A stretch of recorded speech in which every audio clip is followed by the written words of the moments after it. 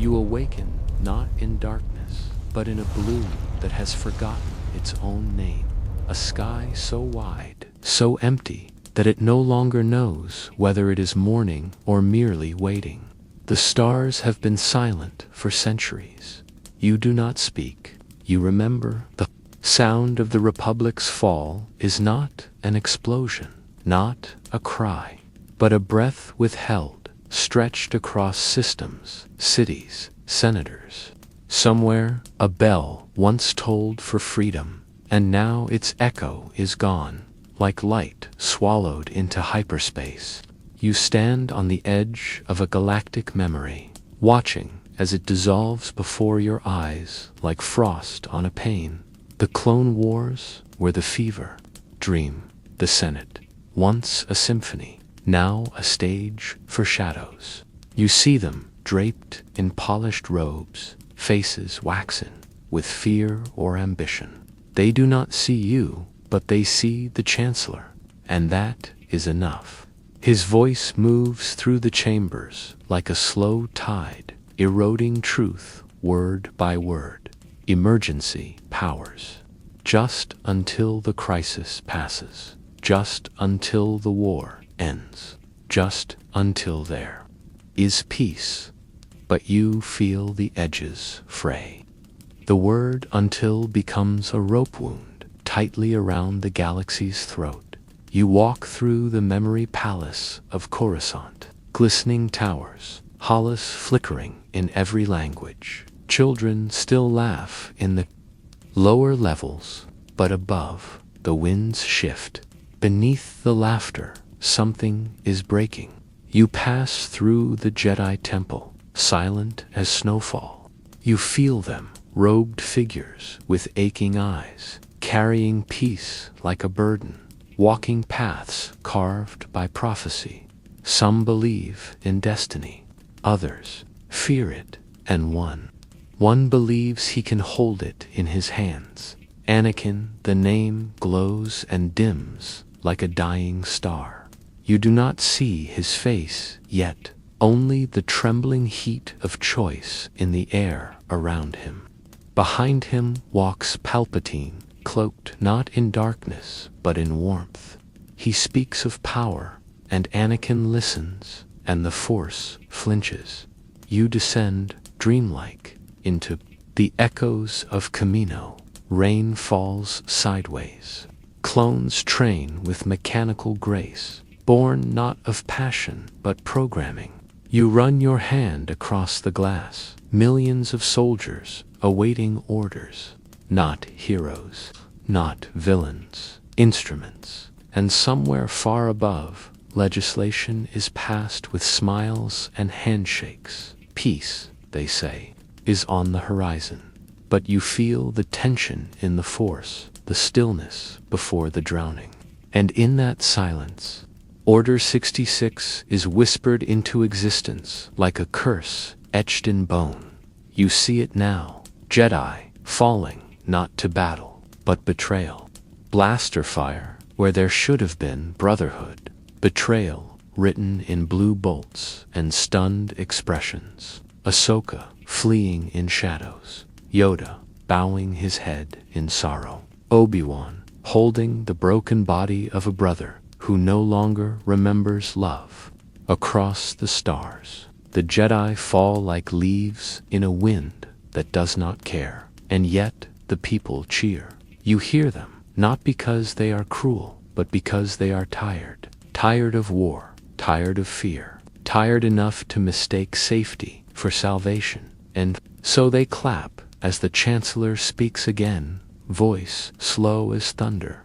The Jedi tried to overthrow me, he says. I have been scarred. I have sacrificed. And in the name of security, I declare a new beginning. The word empire echoes like a promise that's already broken. You float above the Senate chamber now, unseen. Watch the thousands rise in thunderous approval. Their voices shake the rafters. They do not notice how cold the air becomes. They do not notice the light retreating behind the Chancellor's hood.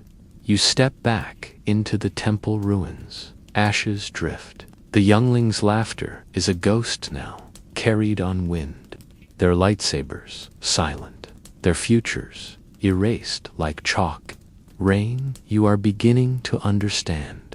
This was not a moment. It was a slow forgetting, a willful slumber, 1,000 choices wrapped in comfort. You walk among the architects of silence. They are not monsters, they are bureaucrats, dreamers, survivors, and that is why it worked. You look to the sky, but it no longer sings. Its song was drowned in thunderous applause. Still, somewhere, the Force breathes. A baby is born in hiding.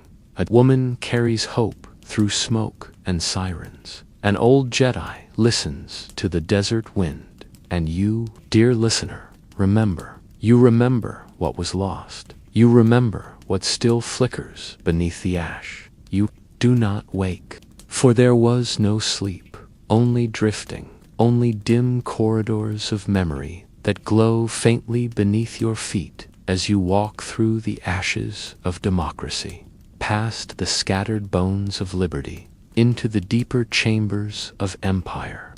The Republic is dead, but its corpse is still warm, paraded in hollahs and slogans, painted with flags that carry no breath. The Empire calls itself order, but you feel the dissonance humming in the marble. You remember how it began to harden laws passed with sterile precision, cities named after fallen senators, statues raised while the people stood in ration lines. You walk beside mothers who no longer name their children after Jedi. You listen to music that used to be free, now rewritten in major keys and marching rhythms. On Coruscant, the glow has dimmed. The Senate still meets, but its voice is faint, as though speaking from beneath layers of snow and steel. Palpatine, now Emperor, rarely appears, but his shadow attends every meeting. You hear it in the careful silence of each senator before they speak, in the way their eyes dart two corners that once held nothing, but now hold watchers. Across the stars, the Empire expands like ice on glass, slow, silent, and without mercy. You drift over Kashyyyk, where the Wookiees are rounded like livestock, their roars muffled by binders. Over Mon Cala, where the oceans darken not with storms, but with fear. Over Ryloth, where freedom is negotiated with boots and silence, yet the people remain asleep. The propaganda is sweet, laced with lies that taste like honey, security, unity, strength. You watch hollahs of stormtroopers helping old women cross the street, smiling as they patrol schools, standing like white statues of obedience. But you see beneath the child in the alley beaten for asking questions, the artist whose murals were repainted gray, the whispered name of Saw Gerrera, buried and spoken only in fear. You remember how the Jedi have become ghosts, their names removed from archives, their deeds turned into myths of betrayal. Children grow up believing they were traitors, that their lightsabers were blades of deceit, not peace. The archives burn softly in your mind, data erased by fingers wearing rings of authority. You pass through the Imperial Palace, once the Jedi Temple, now crowned with spires and fire. You hear its walls weep, though no one listens anymore. Anakin's shadow drifts through its corridors, cloaked in black, voice turned to gravel, breathing like a furnace. Vader, you do not see his face, only the fracture where a boy once stood. He no longer remembers sunlight, nor the name of his mother, only orders, only the will of the Emperor. And so the Inquisitors rise, hunting those few who still glow with the Force, not warriors, but caretakers, exiles, hermits, who heal rather than fight. You follow them as they run through forests, sewers, moonless planets, their hands trembling not with fear, but with remembrance. The force whispers in them still. It does not fade. It bends, waits, endures. You listen. The Empire does not know that silence can be a form of resistance. Somewhere, a senator named Organa still moves in quiet defiance. Somewhere, two twins grow under different suns, destined to burn through this darkness. Somewhere, a pilot learns to fly not for glory, but for grief. You float through the machinery now, the heart of the Empire. You see the plans drawn not with ink, but with silence. Engineers who do not speak, who sign documents with bloodless hands. You see the first breath of a station the size of a moon. A weapon not of war, but of statement. It is called Death Star, but its name does not frighten the people. It is marketed as deterrence, a myth, a rumor, a thing to keep the peace. You watch it grow, metal stitched to metal, kyber crystals harvested from broken temples, their light stripped and fed into reactors. You hear them cry, the crystals, like children buried alive. You do not flinch, you only walk deeper. You see the faces of those who build it, not villains, but architects, dreamers, servants. You meet Galen Urso, a man who plants a flaw like a seed. You meet Krennic, who does not know whether he builds or buries. You drift to Mustafar, where Vader broods in a castle carved from his own scream.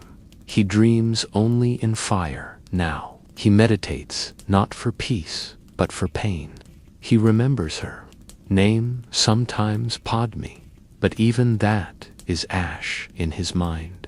You leave him in his silence, and in that silence you begin to feel something else, a trembling, a turning, the smallest rustle in the dark.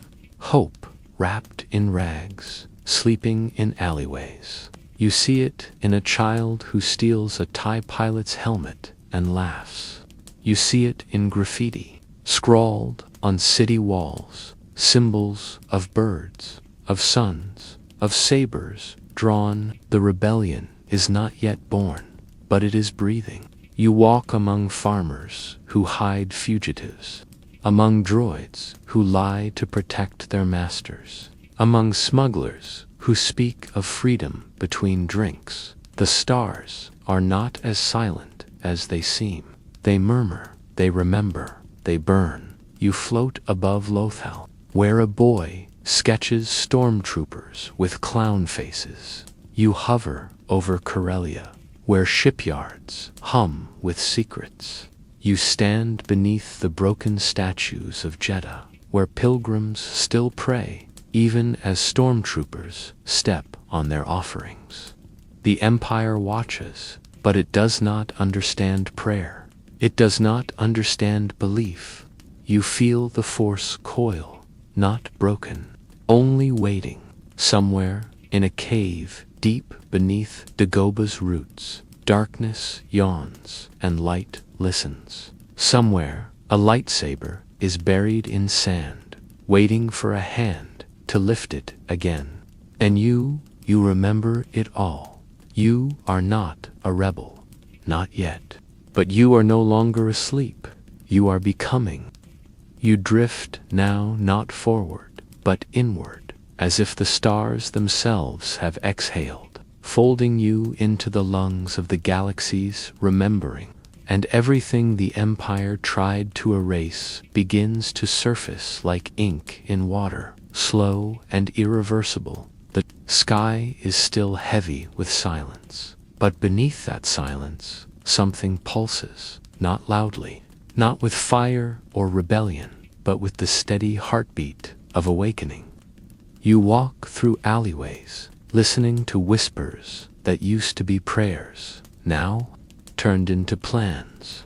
You pass old men selling fruit, who hide transmitters in baskets, and children drawing wings on durasteel, with fingers dipped in dust. The galaxy is learning how to breathe again. It is not loud, it is not safe, but it is beginning. You feel it stir in broken places on Jeddah, where pilgrims fall beneath stormtrooper boots and still hold to their faith in the Force. In the space between systems, where transmissions ride the wind like seeds seeking soil, you are pulled toward Scarif, that radiant ocean world with secrets buried beneath water and glass. Here, the Empire builds its archive, not with reverence, but with arrogance, stacking memories like trophies behind locked gates. But someone has come to steal memory back. You see them, Jin, Cassian, Churat, Baze, not warriors, but witnesses, not flawless, but aflame. They do not speak loudly. They do not claim destiny. They simply do what must be done, and in doing so, they light the match. You see the data flow like blood from Scarif's tower, lifted skyward by antennae and sacrifice. You see the planet burn, blue seas turned to smoke, bodies turned to ash, but the signal has flown. You follow it across stars to a rebel council wringing their hands in fear, unsure whether to rise. But one voice, a princess with fire braided into her calm, says the word hope, and it spreads like dawn. The Death Star looms, no longer myth, no longer rumor. It is real, and it speaks not with threat, but with demonstration. Alderaan is gone, a breath snuffed out in seconds, a memory turned to dust in the void. You feel it echo in your bones. You do not scream, you remember. The rebellion rises not in hatred, but in memory. They do not fight the Empire because they wish to win. They fight because they remember what peace once felt like. You walk beside them now, along rusted corridors, across snow-choked bases, through jungle clearings and asteroid fields. You listen to their stories. They are not polished. They are broken, stubborn, barely held together by belief. But belief is enough. Belief makes the Force stir again. You see it in Luke, the boy from the desert who holds a saber like a question.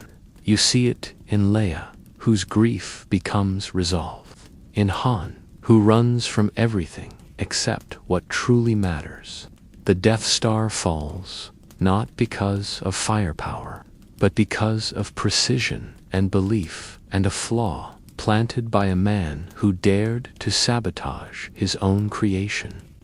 And yet, the Empire does not collapse. It coils tighter. It chokes harder. It builds again. Another station, larger. Another war. Another lie.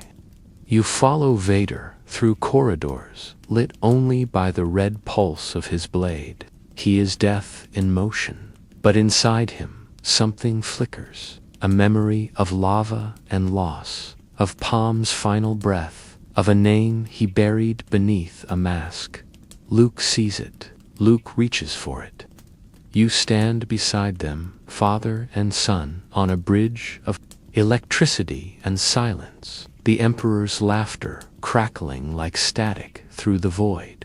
And when the choice comes, Vader does not speak. He lifts his master and throws him into the pit. He dies not as Vader, but as Anakin, his mask removed. His eyes open at last. The Empire dies with him, not immediately, not cleanly, but truthfully. You hear its shriek ripple through the fleet as the second Death Star blooms into fire.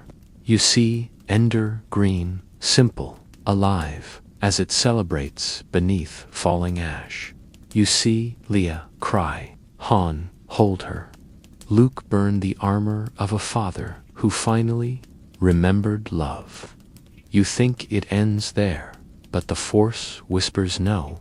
The Empire's bones do not dissolve. They scatter, they burrow, they wait. Across the galaxy, remnants crawl into corners, whispering oaths, rewriting symbols, waiting for the stars to forget. But you do not forget. You remember the girl who ran through smoke with stolen plans in her hand. You remember the sabers, igniting in caves and forests and on bridges above darkness. You remember the laughter that returned to planets once silent. The galaxy is not healed, but it breathes, and you, silent listener, are no longer just watching. You are a keeper now, a bearer of echoes. The sky, once stripped of its song, begins to hum again, quietly, like a lullaby, half remembered. You close your eyes. The Empire is gone, but its story remains, not to be feared, but to be remembered. So it will never return unnoticed. So it will never rise again by applause. So that every whisper of tyranny will be met with a voice that says, I remember what freedom felt like, and I will not sleep through its death again. You awaken in a chamber where time has no corners, only a ceilingless dark that stretches forever inward. Where stars do not shine, they recoil, and breath does not warm, it waits, not floating. You are descending, slowly, like ash that has forgotten the fire. The throne is already there, though you never saw it arrive, and upon it sits a man without edges, without youth, without time. He does not speak, for speaking would break the illusion that he is more than mortal. You watch him breathe, not air, but power, inhaling through centuries of manipulation, exhaling through systems arranged like strings on an instrument only he can play. You do not know his name yet, only his presence, colder than void, older than stone. You were taught to call him Palpatine, but here, in this sacred rot of a palastered empire, he is simply the Emperor. His smile is not one of joy, but of gravity, the kind that crushes suns and calls it peace. You feel him everywhere, in the hum of star destroyers, in the stillness of governors, too afraid to blink, in the way Hollis stutter when he enters a system. He has become the center of a galaxy's fear, not its sun, its singularity. You walk behind him, never beside. No one walks beside him. His steps are slow, shuffling like the turning of ancient pages, but the galaxy bends to them nonetheless. You see how he governs not with armies alone, but with narrative, a galaxy sculpted from half-truths and engineered betrayals. His archives are myths written in bloodless ink, the Clone Wars, a necessary purge, the Jedi, arrogant traitors, the rebellion, terrorists with no faces. You realize he is not a man of the present. He rules the future by poisoning the past. You walk through his secrets now, a room of failed apprentices, their names burned away, shelves of ancient Sith relics, cold to the touch, vibrating with forbidden rhythms. He keeps them not for study, but for remembrance, trophies of darkness outlived. He whispers to them when alone. You do not understand the words, but the Force flinches. You follow him to Exegol, a place so hidden the stars pretend it isn't there. It is not a planet. It is a wound. Here, lightning speaks in tongues. Here, temples rise like teeth from black oceans. Here, the Emperor has made his second self, not rebirth, but repetition, a grotesque echo looped through cloning tanks and cultish hands. You see them acolytes with lips sewn shut, guarding vats of broken flesh stitched into semblances of supremacy. You see bodies grown not to live, but to wear his spirit like a mask. You realize he does not fear death. He fears irrelevance. He fears being forgotten. That is why he builds empires, not to rule, but to echo, not to reign, but to repeat.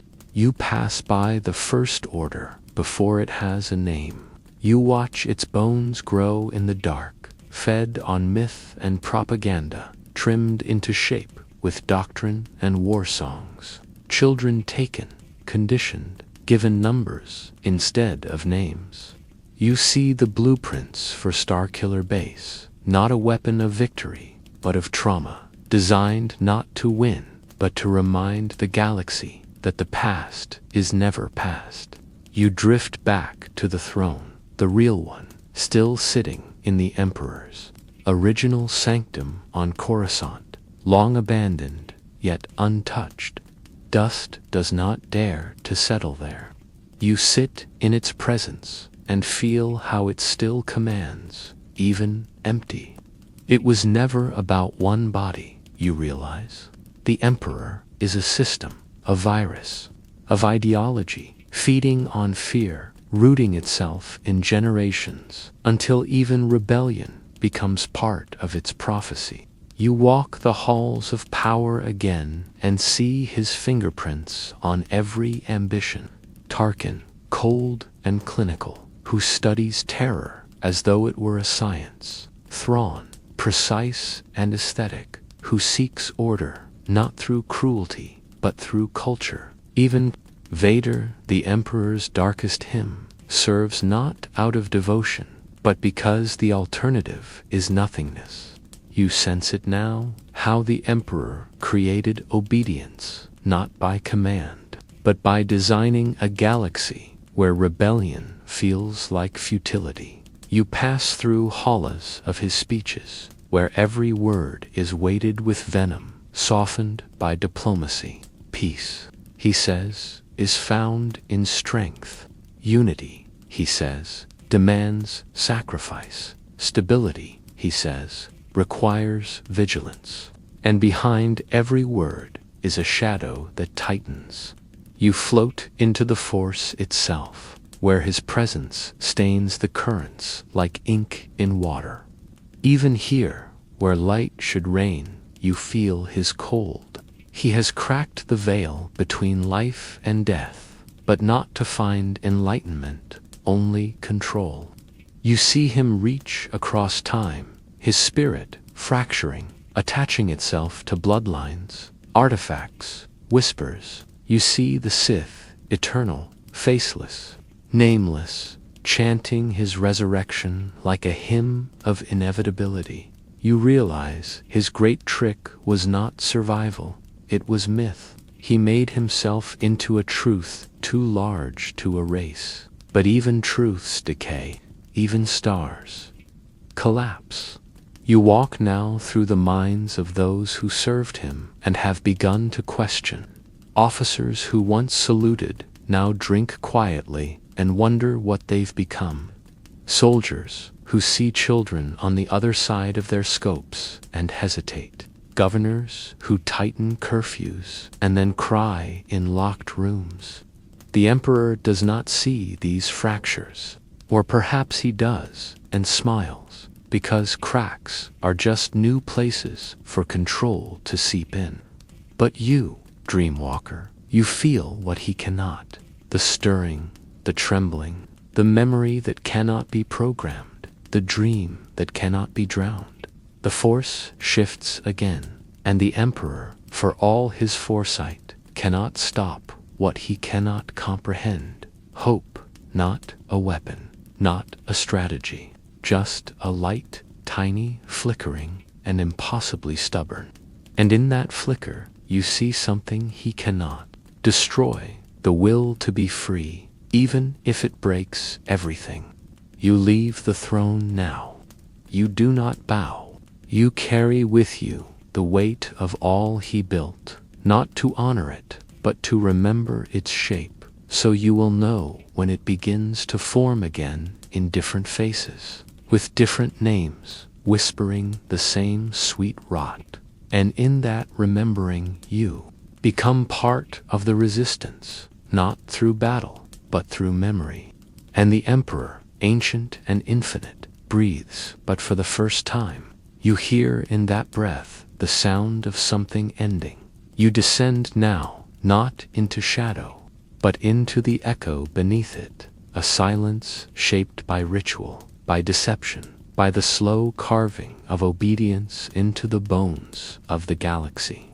And in this silence, you begin to feel how the Emperor did not merely reign, he rewrote reality, word by word, gesture by gesture, until truth itself bowed before him and called him master.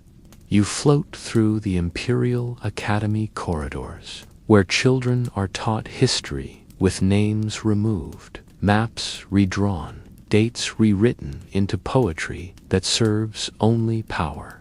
You see textbooks praising peace, but filled with diagrams of blasters.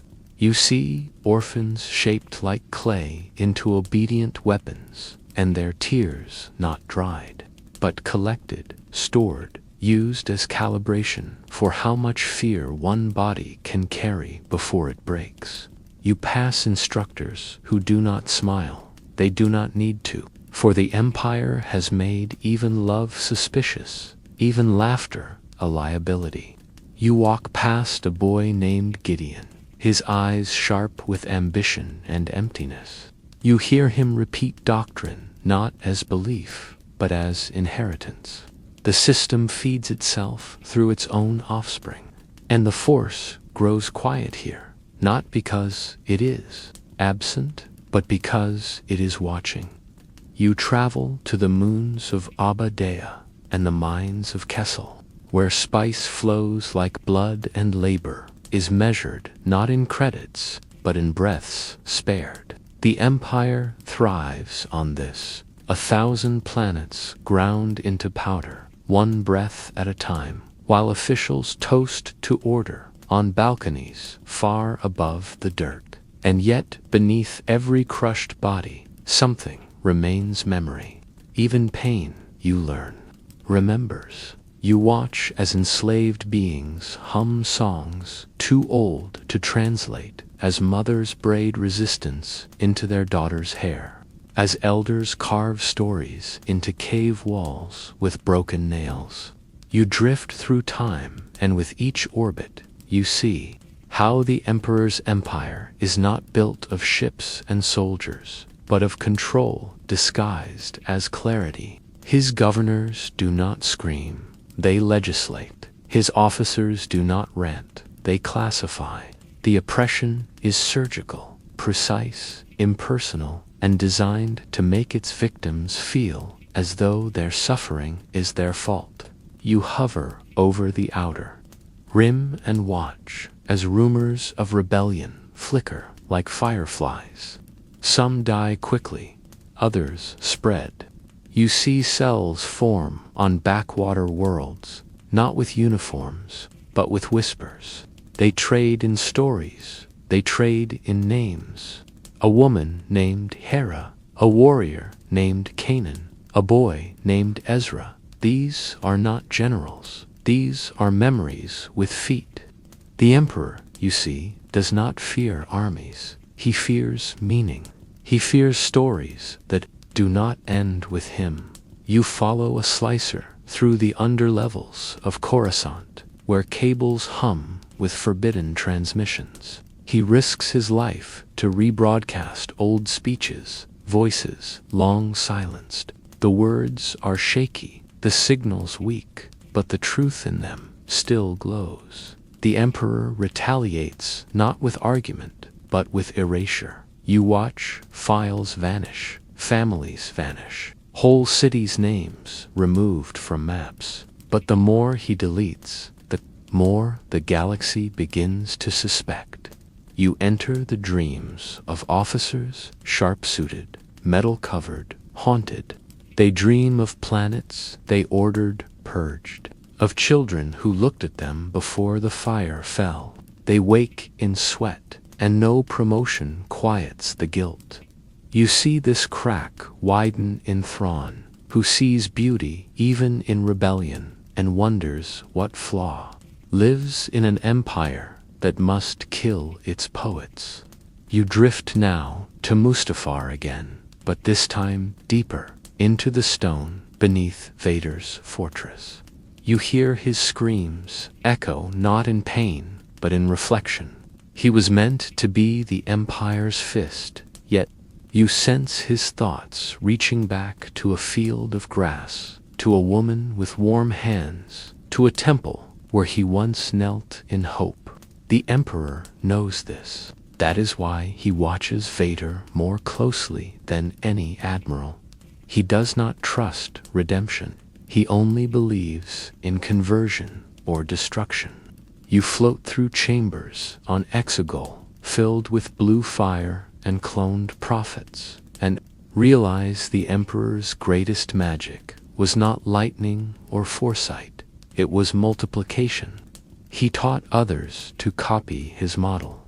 Bureaucrats who rule through protocol, commanders who rule through fear, cults that rule through prophecy, each believing they are original, not realizing they are echoes of a dying man's obsession. You pass a child born on a planet with no name, forced to fight for scraps, who learns the name Skywalker, not from a book, but from a whisper, and begins to believe the Empire can be fought. You realize then that the Emperor's downfall was seated in his arrogance. He thought fear was stronger than memory. He thought fire was stronger than light. He never believed in the small, the quiet, the overlooked. But that is where the Force plants its seeds, not in thrones, but in the footsteps of those who keep walking. You walk beside them now, smugglers, defectors, farmers turned fighters. You hear them repeat the names of the fallen like spells. Jin, Charat, Bodhi, Baze. Saw their voices carry through tunnels and across stars. The Empire tries to jam the signals, but the Force rides on frequency beyond wires. You hear Leia's voice now, calm and resolute, calling for aid. You see Mon Mothma leave the Senate at last, not with a shout, but with a whisper loud enough to shake the chamber's bones. You feel Luke's saber ignite for the first time, not in rage, but in wonder. The galaxy begins to bend again, not violently, but slowly, like a bow drawn back, like a tide returning to shore. And the Emperor, in all his vastness, cannot stop it. He strikes harder. He orders more purges, more silence. But the silence is broken now. The lullabies of the enslaved have become war songs. The stories of Jedi hunted are now legends told. By firelight, the rebellion is not an army. It is a remembering, and it grows. Not because it is organized, not because it is strong, but because it is true. And you, drifting through these echoes, realize you are no longer merely a witness. You are a page in the story. The Force is not a weapon. It is a memory that refuses to die. And so you carry it forward, breath by breath, name by name, into the light that still flickers at the edge of this long, quiet war. You move now through the last breaths of an empire that once swallowed the stars, and you feel it, not the explosion of collapse, but the slow crumbling of something that has long since forgotten how to stand. A decay hidden beneath banners and protocol, now exposed by the simple audacity of hope. The Emperor still breathes, somewhere in shadow, tethered by machines, by alchemy, by the fear of those who whisper his name like a curse they cannot escape. You drift across Endor, where fire still climbs from broken steel, and in the treetops, the smallest of voices celebrate the fall of something too large to understand. You feel the mask fall from Vader's face, the air catch in Luke's throat, the son gazing into the eyes of the Father, not a monster, but a man who once dreamed of peace and died remembering it. The Emperor is gone, or so they say, cast into lightning and silence. But you, who walk the echoes, you know better. You have seen the remnants scurry like insects, clinging to fragments of command, cloaking themselves in new flags and uniforms, stitched from old patterns, nursing itself into something colder, sharper, stranger. It is no longer called the Empire. Now it is the First Order, and its rise is not thunderous. It is calculated, precise, a rebirth not of body, but of belief. You see them train soldiers from childhood, not in loyalty, but in isolation. You see them build war machines, not to conquer, but to remind. Starkiller Base, a name, a symbol, a scar. It consumes stars to fire its grief into worlds. You see, Hosnian Prime erased, not to win a battle, but to declare the past irrelevant. And somewhere behind it all, hidden beneath robes and voice modulation, the Emperor remains not as a man, but as an ideology wearing flesh. His breath now rides through General Hux's shouts, through Snoke's illusion of command, through every officer who tells themselves they are the future, but the future begins to fray. You see a stormtrooper drop his blaster on a burning village and run toward the unknown. You see a scavenger reach for a saber she has no name for and feel it sing in her hand. You see a pilot dare to laugh again. The Force stirs, not in temples or texts, but in the defiance of those who were never meant to survive. You walk beside Rey as she steps into darkness, not to fall, but to see. She finds the Emperor not in memory, but in blood, a lineage twisted and poisoned, yet offered like a throne. He offers her everything: power, legacy, identity.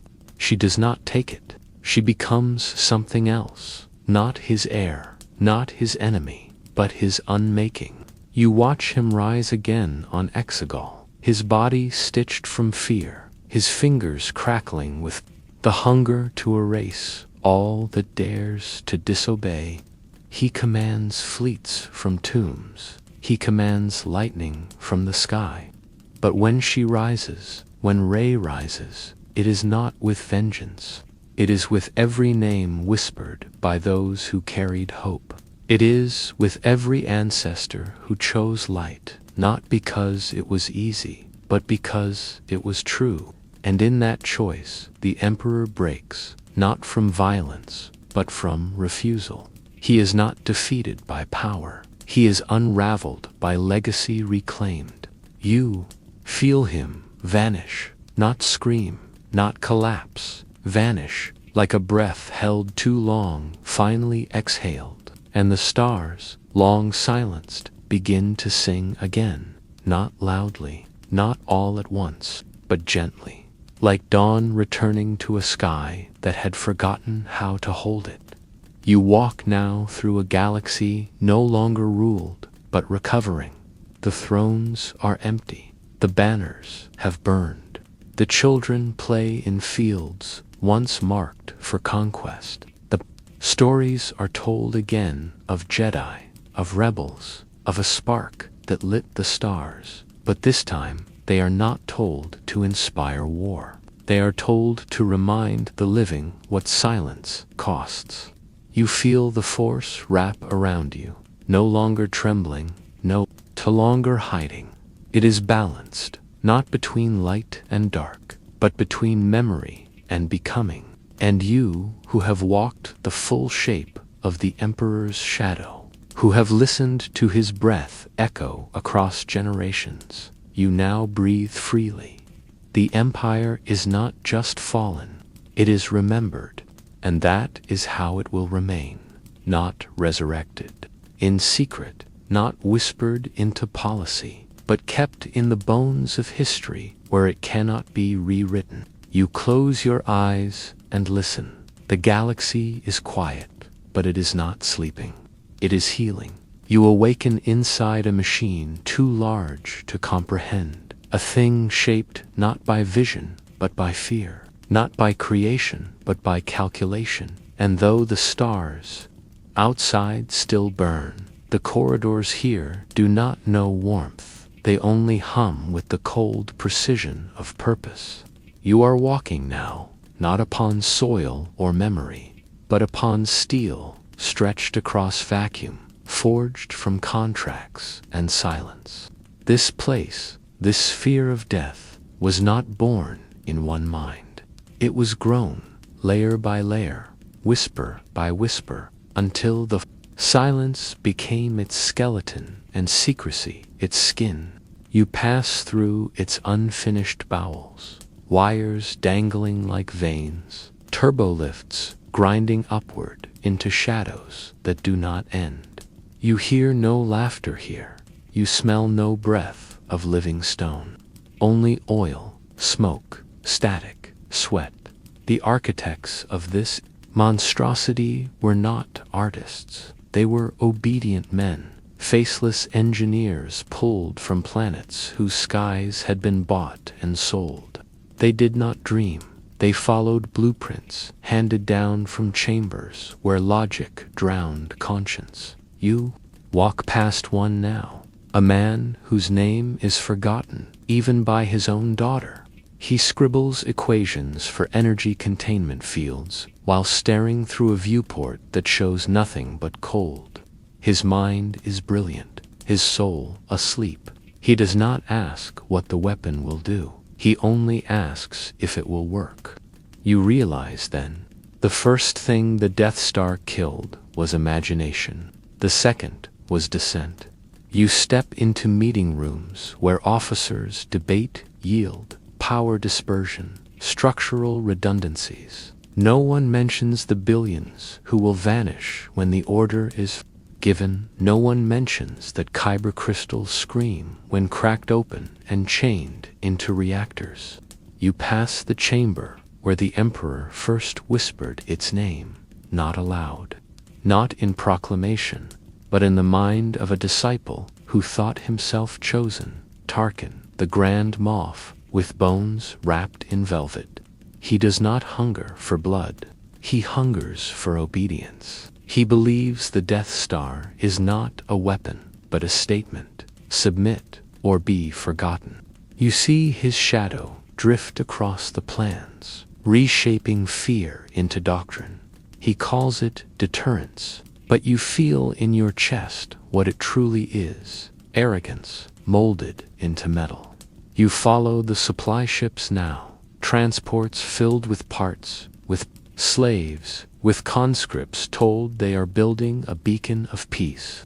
You watch Wookiees work themselves to exhaustion, their bodies broken, while officers look on with clipboards. You feel their suffering absorbed into the walls. The Death Star remembers every bruise. You enter the chamber where the kyber crystals are held, stolen from temples that no longer exist, mined from ruins that once sang with light. They pulse weakly, drained of their voice, their glow turned into fuel. You reach toward one and feel it tremble, not in rage, but in grief. It remembers Jedi hands. It remembers hope. Now it is bound, and through it the station breathes. You see the first test, a single beam on a barren moon. No witnesses, only flame, only silence. The engineers cheer, the officers record, the politicians nod. You see the message spread through the command structure. The weapon works. The galaxy will kneel. You float now into the room where Galen Erso stands, watching the monster he tried to stop take its first full breath. He walks away, but not in surrender, in sabotage. You watch as he embeds a flaw in the very heart of the machine, not large, not obvious, but precise, like a secret whispered only to those who listen. He disappears, taking his grief with him. The Death Star grows. You are aboard it now, as it nears completion, suspended over Scarif, like a storm that doesn't know it's already been seen. You pass white-armored troopers, trained not in valor, but in order. You pass droids, whose vocabulary includes nothing of mercy. You pass prisoners, who glance upward, not in hope, but to remember what stars used to look like. And then the station moves. It drifts across systems like a plague, wearing steel, docking above Jeddah, like a god prepared to pass judgment. You see Tarkin's face as he watches the beam fall. He does not blink. He does not flinch. Jeddah dies, not in defiance, but in prayer. A holy city flattened in silence, not to win a battle, to show the galaxy that resistance is obsolete. You feel the scream echo across the Force. It does not fade. It finds its way into the heart of a deserter, a pilot named Bodhi, who carries a message instead of a weapon. It finds its way into Jyn Erso, who becomes her father's flaw-made flesh. You walk with her through Scarif's fire, watching as Data is ripped from the Empire's throat.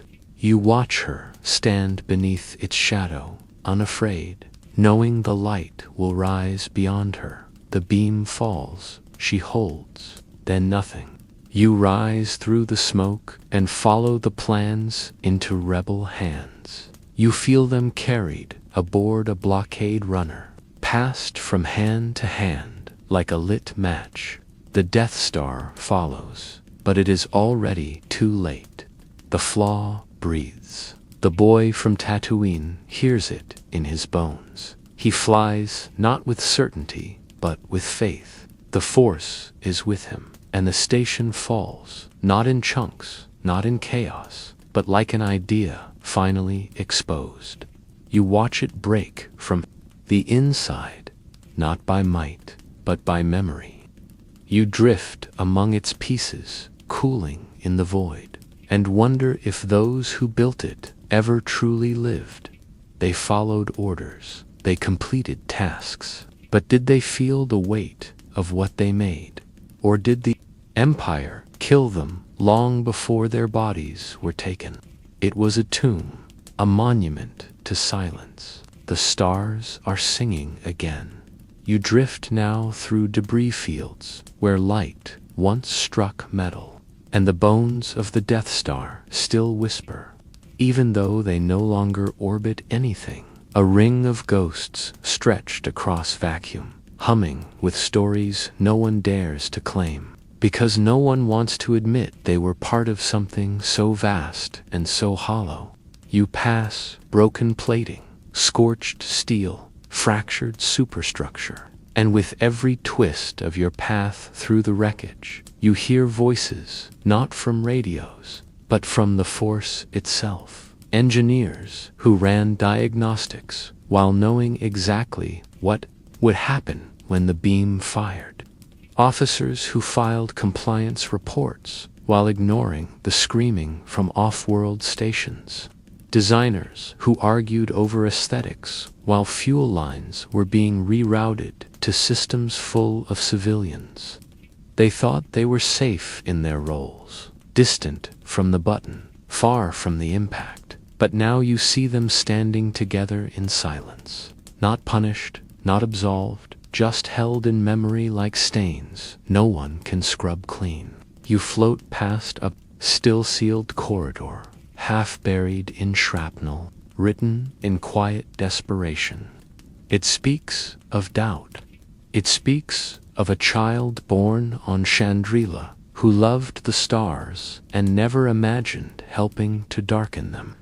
It speaks of nights awake, staring into the polished steel of corridors, wondering if it's too late to stop, if there's any escape from complicity. You do not know if the letter was ever read, but you carry it now, burned into the marrow of your thoughts.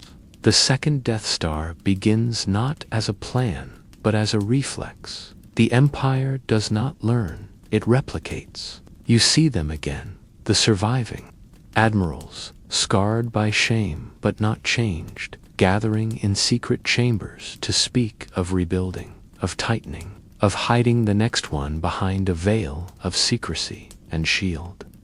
Generators. This time, they say, there will be no flaw. This time, they whisper, the galaxy will understand. You feel it rising again, not from triumph, but from fear. You are pulled into Ender's orbit, where the forest breathes with life, that knows nothing of empires, where Ewoks dance under stars that were nearly silenced, and above them, the Death Star too waits like a guillotine carved into the moonlight. It is larger, colder, angrier. It watches the galaxy with eyes that do not blink. You pass through its half-complete guts, scaffolding of death, unfinished weapon arrays, turbolasers, humming in embryonic silence. This is not a station. It is a scar trying to reopen. You follow Mon Mothma's voice as she addresses a gathered fleet, not with orders, but with truth. We are outnumbered, she says, but not outlived. You see Lando in the Falcon, Wedge in his X-Wing, Akbar at the helm, all stepping into what they believe will be the final gasp. But down below, on the moon, another story is unfolding. A son stepping into the shadow of his father, not to kill, but to reach. Luke walks into the belly of the machine, into the Emperor's throne room, where window light frames his destiny. The Emperor smiles, old and brittle and still burning with cruelty. He offers power, as always. He offers legacy. And beside him, Vader waits, not as a warrior, but as a wall. You feel the tension coil. You feel the saber snap into light. But this story is not about the duel.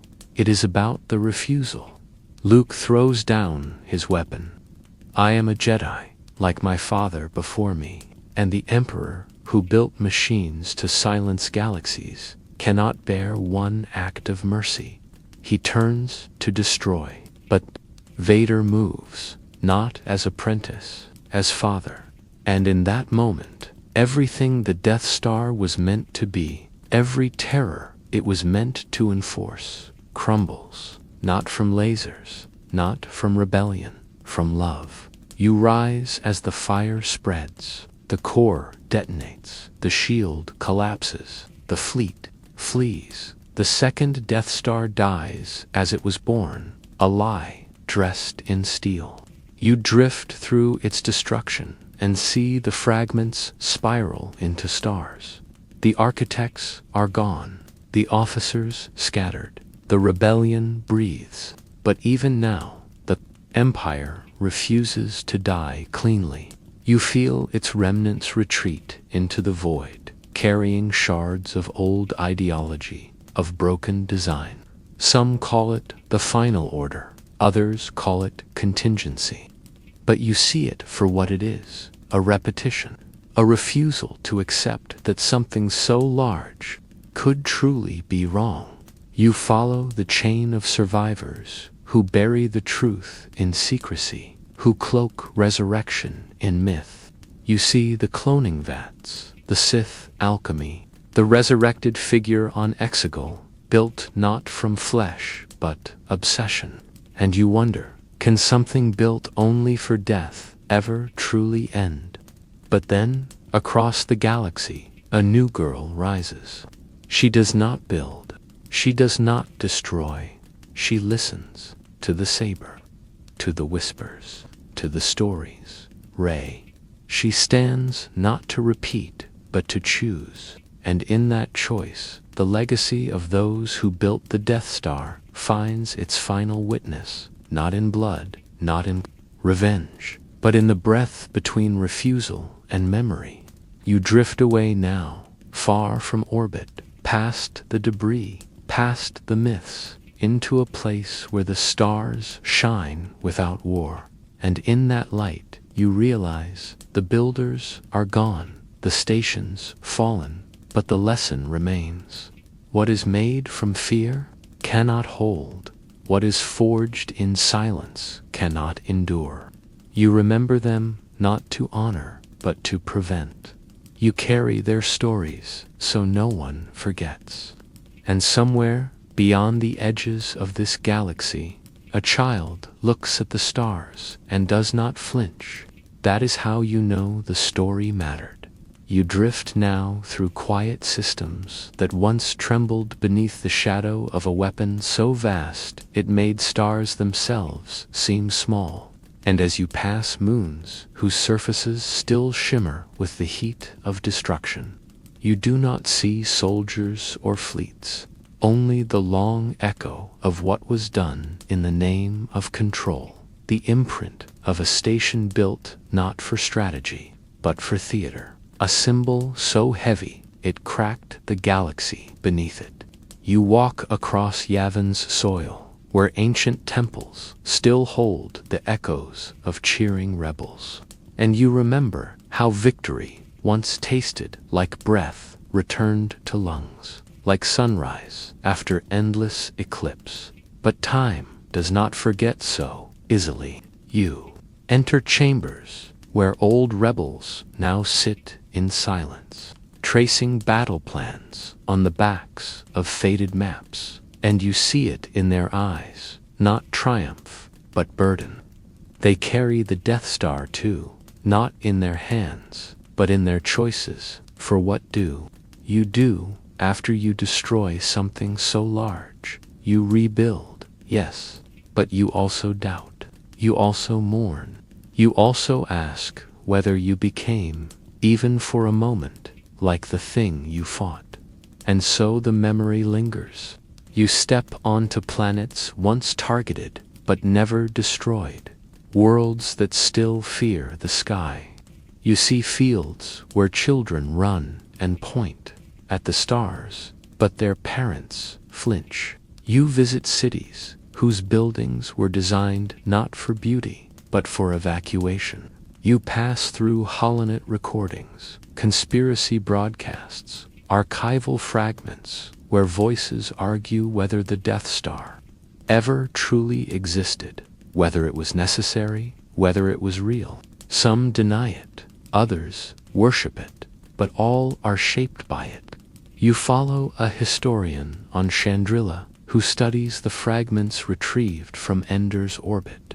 She does not speak of war. She speaks of architecture. She speaks of choices. She speaks of how civilizations reveal themselves, not in art or religion, but in the shape of their weapons. The Death Star, she says, was not an accident. It was inevitable. And yet, you wonder, if it was inevitable, was it also preventable? Could someone have spoken sooner? Could someone have refused? You turn your gaze toward the faces of those who did, the nameless engineers, who disappeared after questioning the energy core, the officer who leaked a flight path and vanished before trial, the stormtrooper who smuggled a dataship in the heel of his boot. You see them not as martyrs, not as heroes, but as proof that the machine never consumed everything, that even inside the greatest instrument of fear ever built, there were hearts still burning. You walk now through a museum, on Naboo, quiet and glass-walled, where children press their palms to a suspended fragment of Death Star hull. It is pockmarked, dark, and inert. Their teacher speaks of the war, of Alderaan, of Jeddah, of Scarif, of Ender, But what she does not say, what you hear in the silence, is that the fragment hums, not loudly, not dangerously, just enough to remind, because what was made with such fury never forgets. You step outside into sunlit courtyards where veterans plant trees in soil mixed with wreckage ash. The trees grow, slowly, awkwardly, but they grow. You realize the galaxy has changed, not because the weapon was destroyed, but because people remembered why it was made. You pass settlements where Jedi survivors teach not combat, but meditation. You pass cantinas where stormtrooper helmets hang from ceilings, not as trophies, but as apologies. You follow a pilot who once flew against the Death Star, now old, who walks beneath the stars every night and speaks the names of those who didn't return. And in that ritual, in that whisper, you understand something sacred. That remembrance is resistance. You are called now to the ruins of Exegol, where remnants of the Final Order rust beneath blackened skies. You pass cloning vats turned cold, Palpatine thrones turned to dust. You find a room filled with holograms, failed concepts for weapons never built, death rings, sunbreakers, black hole seeds, all abandoned, all forgotten. You stare at them and feel nothing but weariness. The galaxy has exhausted itself of superweapons. It longs for peace now, not because peace is easy, but because annihilation has no poetry left in it. You turn away and walk through the quiet. The Force is calm, not distant, not dominant, just present. You feel it in the grass, in the wind, in the way people speak softly again. You visit Jakku, where scavengers dig not for power, but for history. You see Rey there, her saber holstered, her hands stained with dust. She is not searching for enemies. She is listening. She hears what the sand has to say. You sit beside her. You do not speak. And in the silence, you both feel it. The Death Star is gone, but its story lives. Not in fear, not in legacy, but in warning, a shape to avoid, a voice to resist, a question that must always be asked: who builds the next one, and who lets them? You rise with the dawn. The stars blink above you, distant and soft. The galaxy breathes, and you, too, breathe. You are not part of the machine. You never were. You are the one who remembers. And memory is the one thing the Empire never conquered. You awaken not in fire, but in breath held too long, in silence stretched across the shape of a man who was once a boy, in the gravity of a shadow that no longer casts light but remembers what light once felt like, even if only in dreams. And you are standing at the edge of it now, not at the beginning, but at the moment when the armor sealed and the name Anakin became myth. You walk beneath the weight of the mask, hearing its breath before you ever see the figure, mechanical and rhythmic, as though the lungs were borrowed from war itself. But deeper than the hiss, deeper than the pulse of filtered oxygen, there is a memory, quiet, splintered, unresolved. You follow it backward, through corridors, slick with fear, past command decks that still quake beneath his boots, through a fleet that orbits not stars, but submission. They call him Lord Vader.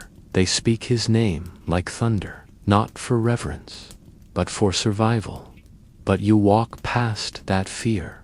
You do not bow. You listen instead to the ache that clings to his silence. Because inside the armor, beneath the scorched robes, behind the lens that never blinks, the boy remains. His name, once spoken by a mother in the desert, still flickers inside the shell, fragile as a dying ember. You return with him to Tatooine, to the heat that shaped him, to the sand that got into everything, into skin, into eyes, into heart. You feel the boy's pulse as he races his Padracer through canyon walls, sunburned and laughing, dreaming of stars and ships and freedom. You hear his voice call out to his mother, Shmi, with innocence that has no memory of war. But the galaxy does not allow children to stay children. It asks for sacrifice. It whispers of fate. You watch the Jedi arrive, robed and noble, already calculating. You see Qui-Gon Jinn recognize something, not power, but potential. The chosen one, he says. The Force converges here, and so the boy leaves home with a promise. I will come back and free you, Mom. But you and I both know he never does. You follow him through the halls of the Jedi Temple, where he is praised and feared in equal measure. Too old, too emotional, too attached. They teach him control, but they do not teach him how to grieve. They give him structure, but no language. For loss, you watch as he studies the code, not as a belief, but as a cage. He dreams of her Pob, not in lust, but in safety. With her, he feels seen. Without her, he spirals. You watch as the war begins, and with it, the unraveling. Clones marching, Jedi falling, friends dying. And through it all, Anakin grows stronger, faster, more afraid. He wins battles, but loses himself. You watch Palpatine's voice slither into the spaces where love once lived. You will lose her, the voice says. I can help you save her. You watch the Council push him away, deny him mastery, withhold trust. You see the fracture form, and then Mustafar, fire, betrayal, screams. He raises his blade against Obi-Wan, the man who was brother, father, friend. And when the lava takes him, it does not destroy him. It transforms him into the vessel, into the monster, into the mask. You watch as Palpatine binds the pieces together. Metal, pain, hatred. And from that cocoon, Vader rises. But you see it immediately. The mask does not erase Anakin. It contains him, like glass around fire. You walk with him through the early years of the Empire. His presence, a weapon in itself. Entire systems surrender at the sound of his arrival. He moves without hesitation. He kills without pause. But inside, the storm is never still. You follow him into his chamber, alone, unmasked, scarred. You see him stare into black mirrors, searching for someone he can no longer name. Padme's name does not pass his lips, but it lives in his silence. The child he once dreamed of. Lost. The brotherhood he once trusted. Broken. And yet, the Force does not abandon him. It coils around him, not in approval, but in sorrow. You watch as he hunts Jedi survivors, each one a mirror he shatters before he can look too long. You feel his rage not as evil, but as ache. The galaxy calls him Sith, but the truth is simpler. He is grief given form, and then a whisper, a presence, a boy. He does not understand it at first. He does not believe it. But something shifts. The crack widens. You follow him through the duel on Bespin, where he does not strike to kill, but to claim. I am your father. The words are not threat, they are plea. He does not ask Luke to join the dark. He asks him to understand. But the boy falls, not to death, but into destiny. You feel the tremor. You feel the beginning of something that might yet be salvation. Vader returns to his chamber and says nothing for weeks. He stares at the stars, and remembers twin sons. He listens to the hiss of his breath and wonders what hers sounded like in sleep. You walk with him as the war draws to its crescendo and on ender. When the moment comes, when the Emperor commands the final corruption, you see his hands tremble. Luke refuses. The boy becomes Jedi, and in that defiance, Anakin awakens. He lifts his master, not with hatred, but with choice. He throws him into the pit, and in that fall, he is freed. The armor collapses, the mask is lifted, and in the eyes beneath, you do not see darkness, you see peace. He dies in his son's arms, but that is not the end, because the Force remembers. It does not erase, it does not punish, it holds. And so Anakin returns, not as ghost, but as presence, as balance, as love finally spoken. You stand now beneath that starlight. You listen to the wind, and somewhere beneath it all, a boy watches. The sun set again. You follow him deeper now, not into war, not into command, but into the silence between his breaths, where the mask no longer matters, and the title of Lord means nothing, because this is where Anakin Skywalker still lives, hidden in fragments, buried beneath code cylinders and layered armor and voices that scream orders he no longer hears.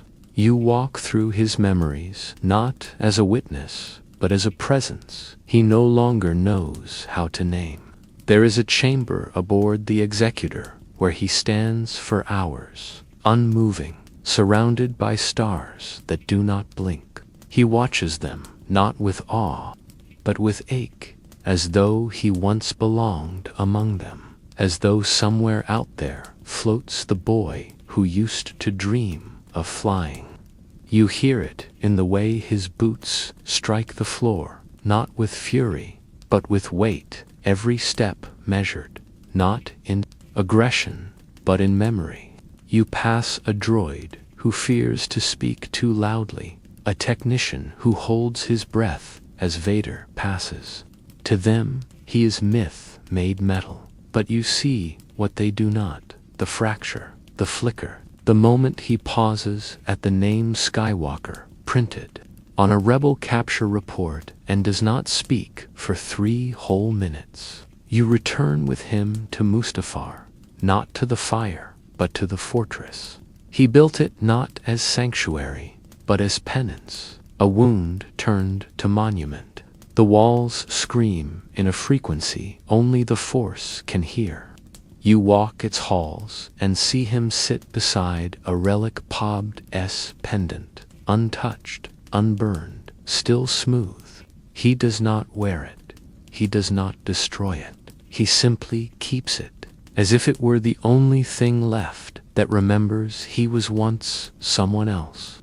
You follow him through missions where he is sent to punish, to extinguish uprisings, to enforce fear.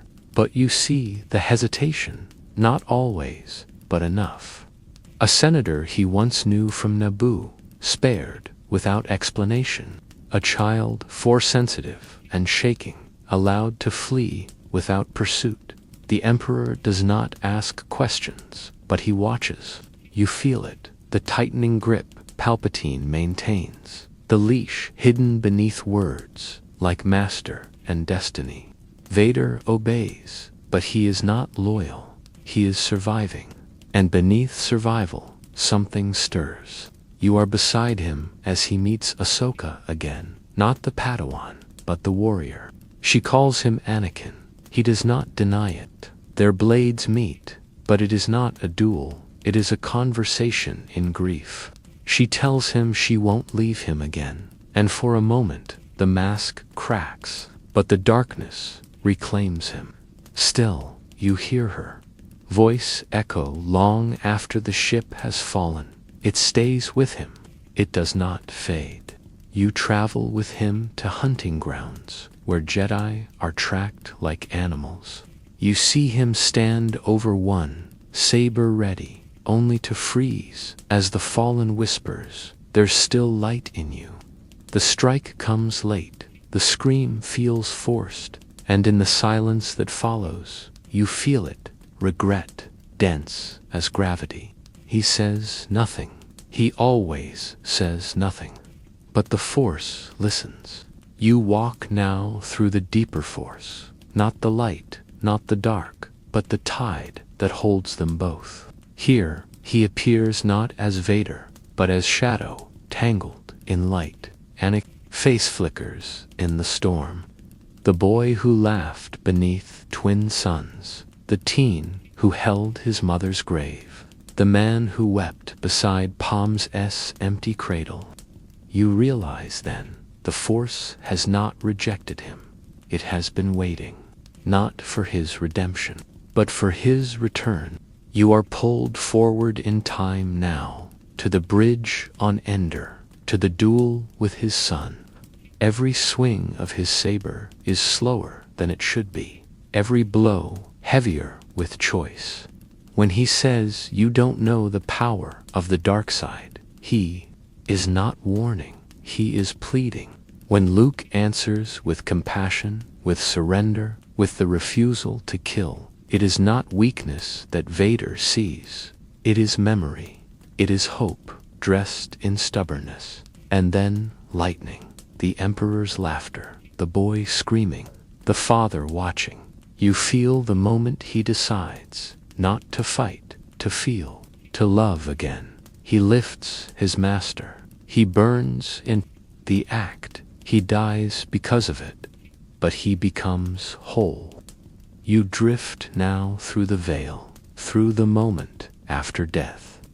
You see him, young again, eyes clear, robes white, surrounded by Obi-Wan, by Yoda, no longer burdened, no longer armored. The Force has accepted him, not because he was perfect, but because he returned. You walk with him as he watches Luke from afar, smiling, not as warrior or ghost, but as father. You hear his voice in the wind, not as warning, but as blessing. You feel him in Ree's hand as she lifts the saber buried in sand. You feel him in the stillness before a storm, in the moment before hate becomes action, in the memory of what it means to turn back. You see now what the galaxy never did, that Vader was never the end of Anakin. Nay, he was the long breath between hope and return. The sky he once painted with dreams was never truly lost. And now, because he remembered, it stretches open again, wide, warm, and waiting. You walk now where the galaxy no longer fears his shadow, but whispers his name with quiet reverence. Not because the armor is gone, but because the man beneath. It was never truly lost, only hidden, only aching, only waiting to remember himself. And, as you drift through this closing passage of time, through temples being rebuilt, through stories retold around firelight, you feel the way the Force has reshaped his myth, not as warning, not as weapon, but as witness to the truth that even the most fallen may return. You visit planets where statues once honored emperors, now replaced with memorial gardens, and among the flowers, children chase stories. One of them calls him Skywalker, another calls him Vader, and neither is wrong. You walk among them as they learn, not from textbooks, but from silence, the pause before judgment, the breath before anger, the moment when the hand tightens, but the heart remembers.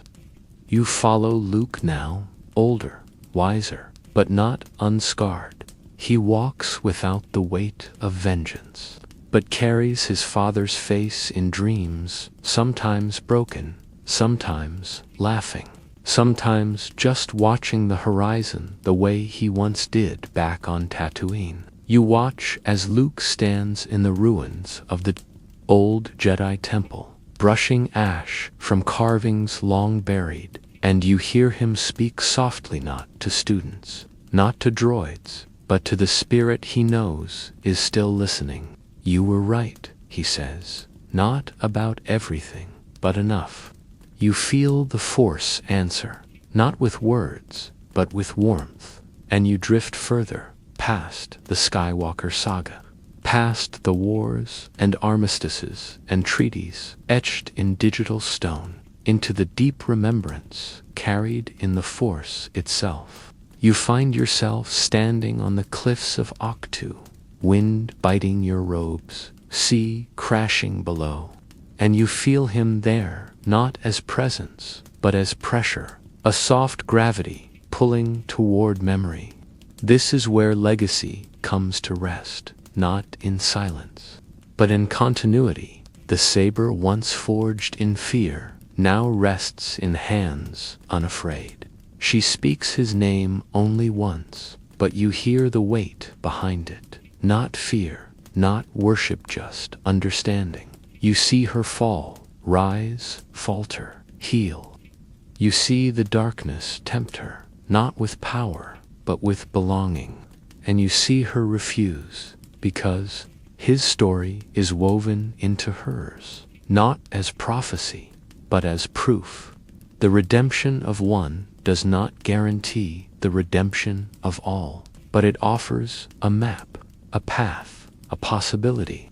You drift to Endor, years after the flames have faded, where the mask once burned and the name was let go. You pass Leia, who feels her father not as Vader, not even as Anakin, but as something quieter. Apology turned into action, mistake turned into mercy. She never needed him to be perfect, only present. You see her place her hand on the tree where the ashes scattered, and you feel the Force settle around her like a soft exhale. You move now through places where the scars remain villages once raised under his orders, survivors who still carry numbers etched into skin, engineers who once built weapons at his command, but now plant schools instead. They do not forget, but they remember fully. Vader is not erased, Anakin is not excused. The pain remains, but so does the turn, and in that balance there is peace. You follow echoes, now hollow recordings, stored in hidden archives, voices distorted by time. A recording of Anakin laughing in a hangar. Another of him teaching a youngling to center their thoughts. A final one, barely audible, whispering Padma's name while staring into space. These are not lessons, these are echoes. But the Force gathers them like pearls on a string, connecting past to present, reminding the galaxy that no soul is beyond the current. You walk beside 4 sensitive children born after the war, who speak his name like a parable. They do not fear him, they study him, they ask, why did he fall? And more importantly, why did he rise? You hear the elders answer gently. He rose because someone believed he could. He rose because he chose to. He rose because he remembered. And that, you know, is the great truth buried beneath all the war. Redemption is not earned, it is embraced. You return now to Tatooine, to the Lars homestead, where silence still clings to the sand. You walk out into the flats as the twin suns sink low. And you see a vision, a boy, wide-eyed and barefoot, gazing up, dreaming of something more. You stand beside him. He does not speak, but you feel his hope wrap around you like warmth. He is not gone. He is not erased. He lives in every choice that says, I will not let my pain become my prison. I will not let fear become my face. I will turn back, even if it costs me everything. You close your eyes. The twin suns descend. The wind moves like breath, and in the stillness, you hear his voice not in anger, not in grief, but in gratitude. You came all this way. You remembered. You stayed. And now the boy can finally rest. The mask no longer defines him. The name no longer binds him. He is light. He is shadow. He is choice. He is Anakin. You awaken in a world where defiance is not declared in thunder, but whispered through grit-lined corridors and smoke-choked taverns, where the rebellion is not yet a flag or a fleet, but a feeling, raw and unshaped, slipping between the cracks of an empire that mistakes fear for permanence. And you are not on a battlefield, not yet. You are in the shadow of decay, walking through the understructure of tyranny, where the lights flicker and the breath of the people smells like oil, rust, and old blood. The throne above glitters in pristine silence, its rulers adorned in certainty. But you are far below now, with those who see its rot, who feel its weight press down like a storm that never breaks. You follow a girl with soot on her face and fire in her lungs as she sneaks across rooftops in Corellia, delivering scraps of truth printed in ink, too faint to last, yet bold enough to make hearts tremble.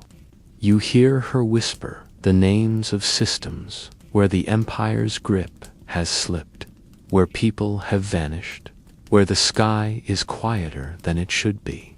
She does not call herself a rebel, not yet, but rebellion breathes in her every step. You drift to the tunnels of Lothal, where a boy paints symbols of wings on the walls, birds that fly even when caged, and though his hands are young, the strokes are precise, sacred. His art is outlawed. His defiance is worship. The Empire cannot see it yet, but you do. These are not just acts. They are songs, hymns for a rebellion still unborn. You walk now beside Bail Organa as he stares at the Senate with eyes too wise to hope. He knows the chamber has become theater, its scripts rehearsed, its votes predetermined, but he stays, not to fight, to listen, to wait, to gather names spoken behind closed doors. Garmbel, Iblis, Mon Mothma, Radis, Hera, Syndulla. Quiet voices. Old ghosts, new fire. You see them meet not in palaces, but in caves, in asteroids, in hollowed-out engines of derelict freighters. They do not agree on tactics. They argue over costs, but they believe, and that is enough. You move among them like dust in moonlight, watching as they thread together a tapestry made of desperation and dignity. They steal weapons not to wage war, but to make survival less impossible. They hijack transmissions to speak 10 seconds of unfiltered truth. They call themselves different names in different places, partisans, Phoenix, Fulcrum, but their hearts pulse the same rhythm. You listen to Cassian Andor deliver orders in whispers, sharp as blades. He trusts no one, not even himself, and still he keeps moving, because stopping means remembering every compromise he's made to stay alive. You meet Chirrut, who does not see, but sees everything, walking with a calm that terrifies stormtroopers more than blasters ever could. The Force is with me, he says, not as armor, as breath, as promise, as prayer. You walk into Saw Gerrera's stronghold and feel the rebellion fracture. His rage burns too hot, his grief too deep. He does not whisper, he roars, but even his fury is a piece of the truth. You follow Jyn Erso through alleyways of uncertainty, through archives of lies, until she finds her father's voice, a blueprint not just for destruction, but for hope. The flaw is real. The weakness exists. The Empire is not invincible. You watch as Scarif burns, as towers collapse, as data is lifted skyward through blood and sacrifice. The message is sent. The rebellion is no longer a question. It is real. It is war, and you feel it catch fire. You are on Yavin now, where the trees hold secrets, and the air tastes like choices. The base is quiet, tense, waiting. And then a farm boy arrives, carrying nothing but dreams, and a droid that holds everything. You do not see a warrior. You see a question waiting to be asked. What does it mean to fight, to kill, to believe? You follow him to briefing rooms, where generals point at diagrams and argue over odds. You hear the word Death Star, spoken like a death sentence, and yet they fly. You rise with them into the black. You feel the Force rush into a boy's body like wind into a broken sail. You hear the ghost of a master whisper, "Trust it, let go." You see the shot, you feel the explosion, but you do not cheer. You listen to the silence afterward, to the names, not returning to the grief hidden beneath victory. This is rebellion, not triumph, continuance, not conquest, conviction. You walk through Mon Mothma's corridors as she prepares to step forward, to say the words aloud. I dissociate. I rebel. You feel the room shift. The lie is broken. The throne above still stands, but now it leans. You follow Leia, royal, relentless, radiant, as she binds all these pieces together, with voice, with courage, with unwavering vision. She does not raise her voice. She doesn't need to. Her presence is the anthem. You pass through systems where people dare to believe again. Farmers hiding fuel cells, smugglers delivering codes, children learning maps of constellations where allies might be stand. Beside Radis, as he commands the fleet with the fire of oceans beneath his skin, he is not here for himself. He is here for the idea, and the idea is growing. The rebellion is no longer small, but it remains quiet. It remains human. It remains fragile. You drift back to the stars and see them scattered like thoughts across a restless mind. But something has changed, not loudly, but completely. The rain has begun, soft, relentless, whispering against the rot. You drift now through the breath between battles, through the heartbeat of rebellion, not marked by blasters or declarations. And you feel the weight of what they carry, not in ships or weapons, but in memory, in purpose, in the invisible thread that binds those who risk everything for something they may never see completed. You stand beside Leia as she reviews supply manifests by candlelight, her fingers smudged with dust from hyperspace routes etched in ink and desperation. Her shoulders bowed not with defeat, but with responsibility. She has lost worlds. She has lost friends, but she has not lost clarity. She knows what is coming. You move with the rebels through base after base, each one torn down, abandoned, left behind like skin shed in flight. You stand on Hoth, where the snow buries cables and the ice creaks like distant thunder, and you feel the urgency. They are hunted. They are always hunted. But still, they broadcast messages into the void, calling others to join. And some do. You walk beside a mechanic on a fuel freighter who hides secret compartments in engines and pretends not to hear the alarms. You follow a slicer who encrypts messages in the pulse of power grids. You listen to a mother who teaches her daughter the difference between justice and vengeance, while packing medical supplies into crates marked as food. These are not generals. You drift through the halls as the Empire arrives, heavy-footed and sure of its dominance. And you watch Leia speak calmly into the intercom, her voice unwavering. The evacuation is brutal, desperate, but they do not crumble. You follow Han and Leia through the Falcon as it weaves between star destroyers and into clouds. You feel the tension between them, not just in love, but in survival, to people who never asked to lead, but do anyway. You move with Luke to Dagobah, into the stillness where the Force waits. You watch him train, not in strength, but in surrender. Yoda teaches not conquest, but awareness. You see the boy struggle with visions of friends in pain, of fathers unmasked. He leaves before he is ready.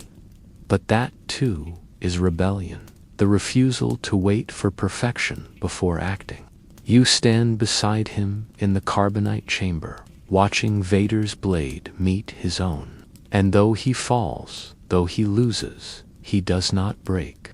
The truth is revealed, father-son, destiny reshaped by pain, and through it all, the rebellion moves. You find them on Sullust, preparing.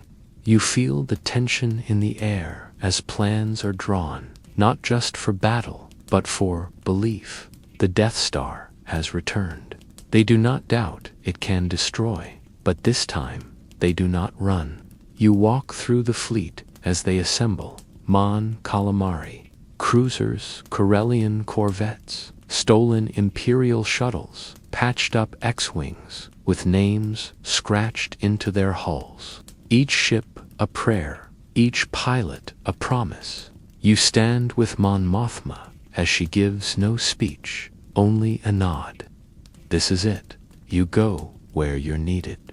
You follow Han to Endor, dressed in Imperial colors, but burning with mischief. You see Leia with him, sharp, pied, steady, carrying the weight of Alderaan in every step. You follow the strike team through the forest, where Ewoks watch from trees, uncertain but curious. You see the moment alliance is formed, not with power, but with respect. You climb the trees with them. You feel the drums. The rebellion grows. Again, not just with soldiers, but with those who have also suffered. You rise into the sky with Lando, the Falcon humming beneath his fingers. The fleet comes out of hyperspace. The trap is revealed. The shield is still up. The Death Star looms, half-formed but fully lethal. And still, they fight, they hold, they adapt. You watch Leia wounded but still leading. You see Han reroute power with a grin that masks panic. You feel Chewbacca roar as he turns a captured walker against its creators. And in the throne room, Luke faces the Emperor, not with rage, but with restraint. You feel him teeter on the edge. You hear Vader's silence. The Emperor laughs, and then, no. Luke throws his saber away. The rebellion is not about winning. It is about refusing to become the thing you fight. And so Vader rises. Anakin returns. The throne is shattered. The Death Star burns. Descend with the rebels into Endor's forests, where music swells, where flames flicker, where helmets are discarded and hands are held. You see Leia watching the fire, her face unreadable, mourning, yes, but also remembering. She carries the rebellion in her bones. You walk through the celebrations, but you also walk into the days after, into the rebuilding, the questioning, the arguments. The rebellion has won, but peace is not simple.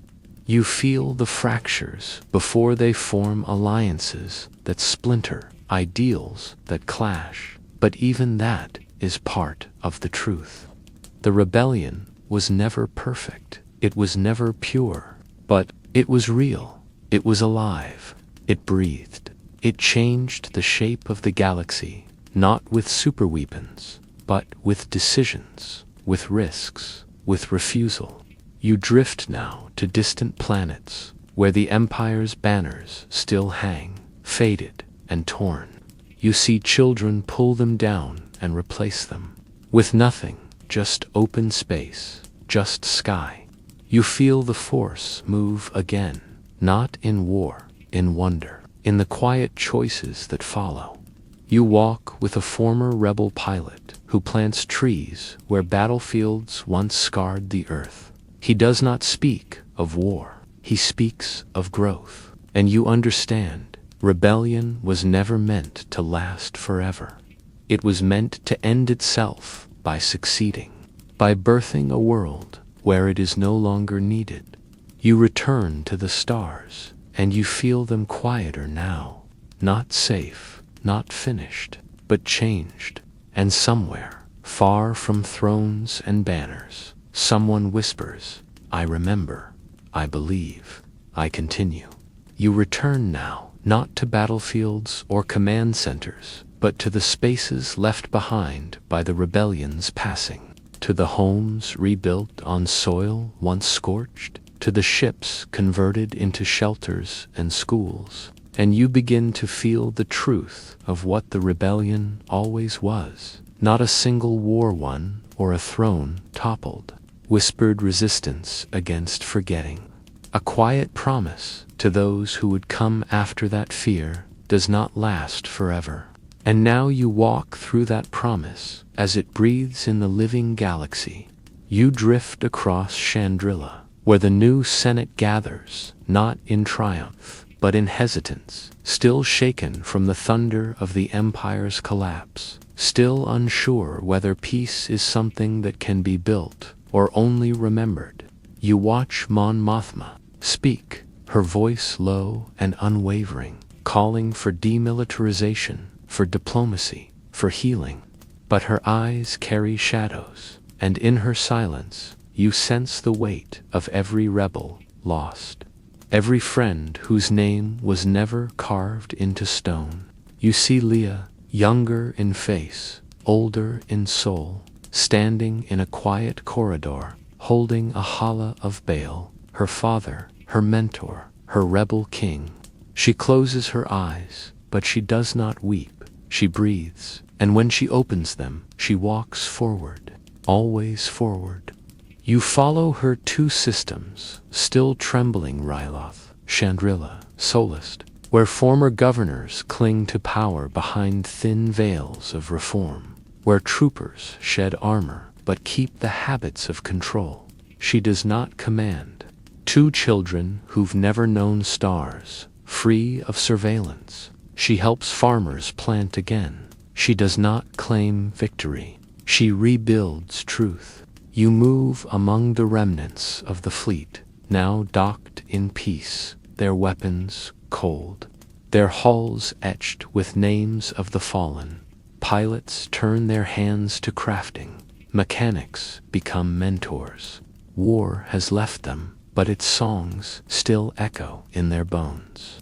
You hear those songs in old cantinas, where rebels sit beside former enemies and speak not of lines drawn in fire, but of choices made and unmade, of regrets that still whisper in sleep. Children too, right? You meet a slicer who once stole blueprints and now restores archives. They do not ask for forgiveness. They offer futures. You walk through places where the rebellion is no longer needed, but not forgotten.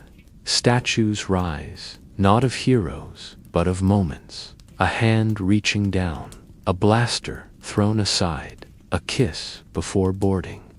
Of salvaged stone, a robed figure with no face, only a hand pressed to its heart. At its base, one word, remain. You follow the Force now, no longer flaring in battle, but pulsing like a slow drumbeat beneath life. It calls to new voices. You find a girl on Bachu, barefoot and laughing, who can sense storms before they form. A boy on Takadana, who hums melodies that make plants grow faster. They do not know the rebellion, but they know what it stood for. You watch Rey, not Skywalker by birth, but by belief, walk through desert and mountain, not searching for war, but for lineage. She finds pieces, not relics, not weapons, but journals, memories, seeds. She plants them, she listens, and through her, the rebellion continues, not as war, but as wisdom. You drift across Coruscant, where towers still cast long shadows, where the people walk faster than before, as if afraid to slow down and remember. But you find corners where streetlights glow soft, where murals bloom in alleys once patrolled by fear. One shows a fleet of birds shaped like X-wings, lifting into starlight. Another shows a woman with twin braids holding a flame. You see someone leave flowers beneath it. No one speaks. They don't need to. You pass through old imperial databanks, now declassified, and see the records of rebellion reframed, not as threats, but as thresholds. You feel the old systems strain to explain why it failed, and you realize the empire did not fall because it was attacked. It fell because it was remembered and resisted. You return now to Ender, to the forest where it ended, where embers once rose into night. The shield generator is gone, the wreckage is overgrown, and the Ewoks still sing. They do not mourn. They celebrate the survival of story. You find an old rebel tent, still standing. Inside it, a diary. It is not grand. It is not dramatic. It speaks of ration shortages, of quiet jokes between missions, of someone named Tavi who made the best stew.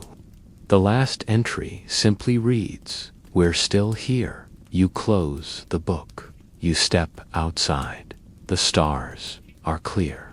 And you understand, finally, that the rebellion was never meant to last forever.